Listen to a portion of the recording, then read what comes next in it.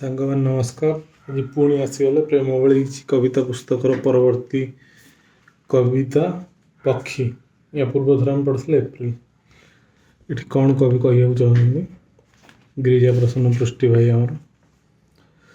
ତା ଅପେକ୍ଷାରେ ରାତିମାନଙ୍କୁ କେହି ଯେବେ ସକାଳେ ଅପେକ୍ଷା କରେ, ପକ୍ଷୀ ଜଙ୍ଗଲରୁ ସେବେ ସେବେ ଆକାଶକୁ ବେଶୀ ବେଶୀ ଝୁରେ।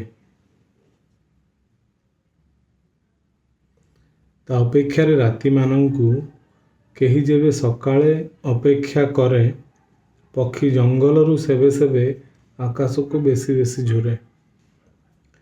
ନୀଡ଼ରୁ ନୀଳିମା ଯାଏ, ନୀଳରୁ ନୀଳାମ୍ବୁ ଯାଏ, ପକ୍ଷୀ ଯେତେ ଯେତେ ଉଡ଼ାଣ ଭରେ, ସେ ଲକ୍ଷ୍ୟକୁ ସେତେ ଭୁଲିଯାଏ, ଯାତ୍ରାକୁ ସେତେ ପ୍ରେମ କରେ।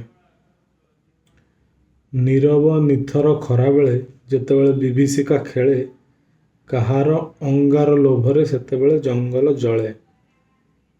ପକ୍ଷୀଟେ ସେତେବେଳେ ଆକାଶରୁ ନୀଡ଼ ଯାଏ ଫେରେ, ଜଙ୍ଗଲକୁ ପ୍ରେମ କରେ, ଆଉ ଶେଷ ଥର ଜଳେ।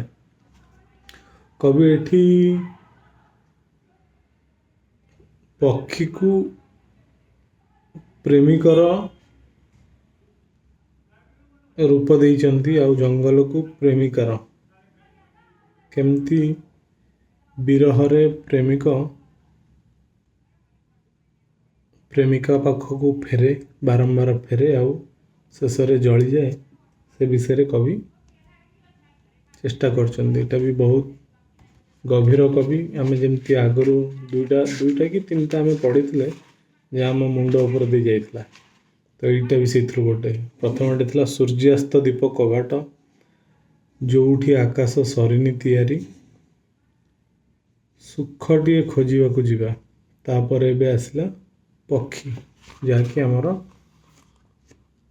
ସାଧାରଣ ମସ୍ତିଷ୍କରେ ବୁଝିବା ବାହାରେ। ତ ଏଇଟା ବି ଆମେ କବିଙ୍କୁ ଆଉ ଥରେ ପଚାରିବା ଯେ କବି କ'ଣ ଚିନ୍ତା କରି ଏଇଟା ବର୍ଣ୍ଣନା କରିଥିଲେ। ଧନ୍ୟବାଦ।